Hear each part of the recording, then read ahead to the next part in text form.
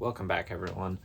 Today I finally got back out at the range and got some shooting in, and one of the pistols I shot today, I really wanted to talk about. I got this about a month and a half ago, and it really surprised me. What we're going to talk about today is this Smith and Wesson. This is the M&P Metal Spec series. This came out in 2023 and it was a limited run. They do not make this anymore. Got this in a trade. Normally limited guns I'm not really into, just because I like to shoot my guns, I like to use my guns. I don't want to worry about if something breaks, if I can get parts for it or anything like that. However, something like this is you can still get it's an M&P underneath, so they kind of got it all tricked out. There's several different models in the M&P Metal series, and this was just one of them. But so let me go over a few things, and then I'll come on the other side of the camera and get you some close-up shots of this and get a closer look of it. So to start with, this is a metal frame. M&P. This is not a polymer frame. This is a metal frame, obviously by the name, and it is not as heavy as you would think. It's definitely got a little more heft to it. However, I believe it's around 30 ounces, so nothing crazy. To me, kind of feels like a maybe like a CZ75 kind of weight, something in that range, something like a more traditional double single action pistol, something like that. That's kind of what it brings. This is what I think of when I pick this up. It does not strike me as just your typical polymer frame striker fire pistol, so I do like that about it. It's something a little different.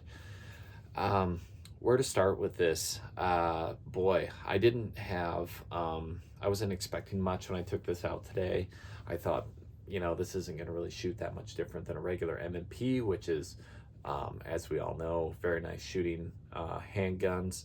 But I was surprised. This has a little nicer trigger than your standard M&P, and it also has a longer barrel. It's about a 4.7-inch barrel, and it does have some cuts in the slide, and it's with that extra weight on the frame, it really shoots very flat. Very flat. I was surprised at how flat it was shooting. So you'll see in the video that I took of one of the magazines, I run through it.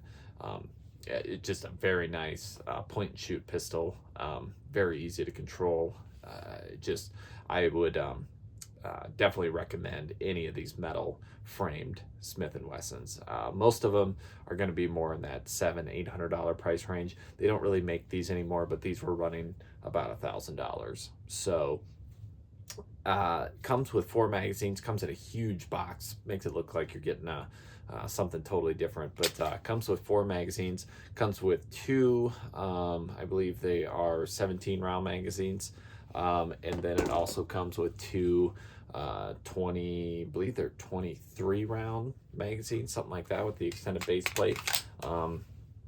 So that's kind of cool.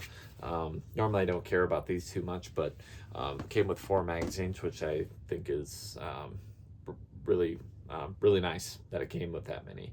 So I think what I think of when I pick this pistol up and I look at it is not really a competition style pistol or anything like that. It has performance center on it, things like that. What I think of is this is kind of a duty tactical pistol with a threaded barrel.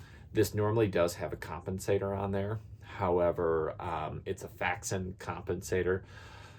I had read a few things before picking this up that some people thought that the compensator didn't make a huge difference. That's probably going to vary by whoever's shooting the gun. However, I do not like having things attached to my barrel that I can't disassemble the gun quickly. So if something were to get in here, I need to strip the gun down, strip the gun down. That compensator has some set screws in it. It's also supposed to have some kind of thread locker of some sort, or at least most people do put that on there. That's not coming off quickly. with this, I can quickly spin this thread protector off and completely disassemble the gun. It's not a big deal.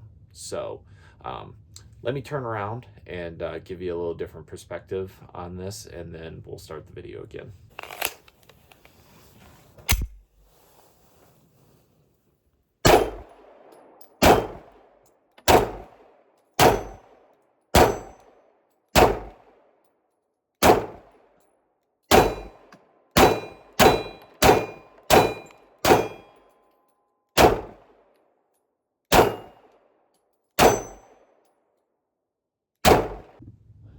Okay, so let me give you a little bit closer look of this. This is a really cool looking gun. Really nothing else to say about it. I think in general, I think the M&Ps are probably some of the better looking striker fire pistols out there, if not just some of the better looking pistols out there. They're just, the way they look, I've always really enjoyed them. So first things first, this version has, of course, this OD green Cerakote on there. Very nice, very cool looking. Definitely gives it kind of that, tactical aesthetic, whatnot. This, to me, this could easily be a duty gun, just kind of a more specialty grade, and not that easy to find anymore.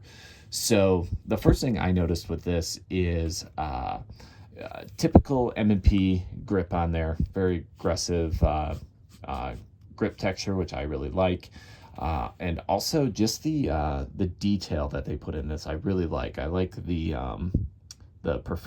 Performance Center logo up there. It's very very nicely done. I also like just the engravings on the frame, everything. It just is all very well done. Smith and Wesson did a very good job on this. You can see the slide cuts up here, the big one on top here, another one on the side. This comes with very nice iron sights. Now, I am not a big into optics on my pistol, on red dots. I'm just, call me weird, whatever. Personally, I think they do have an advantage.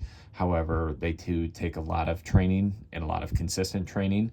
And personally, I just prefer a good set of iron sights. This has a very nice set of tritium iron sights. These are suppressor height sights, and very similar to something like a Trigicon. They've got that bright outline, and then the tritium inlays, which glow very nicely. Very nice, kind of an upgraded M&P trigger. This is, of course, clear. Comes right back. Fair amount of take up, but very light. Comes back to a wall. Very crisp break, no over travel, and the reset is very short. Right there. So very nice trigger on this. Very similar to a lot of the other M&Ps. They do have nice triggers. I mentioned already a 4.7-inch barrel. The slide serrations are a little deeper cut on this, and I also noticed, and this was a little more subtle, but you can see this has kind of a shelf back here. Something like a Springfield Echelon also has something like this. It's a little more dramatic, but this really lets you grab a hold of this slide. So the more I would use this, I definitely would be racking it like that back here. I mean, you can just grab a hold of that, and I have no problem with that extra shelf back there. You can kind of see it there. Takedown's very easy, very standard. Magazine release, very nice. And just in general, I really like this. Again, I did take the compensator off.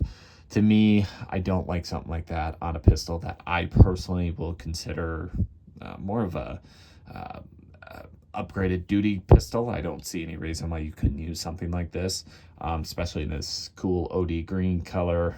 To me, that's just kind of the aesthetic it's going for. And M&Ps are of course notoriously reliable, very robust.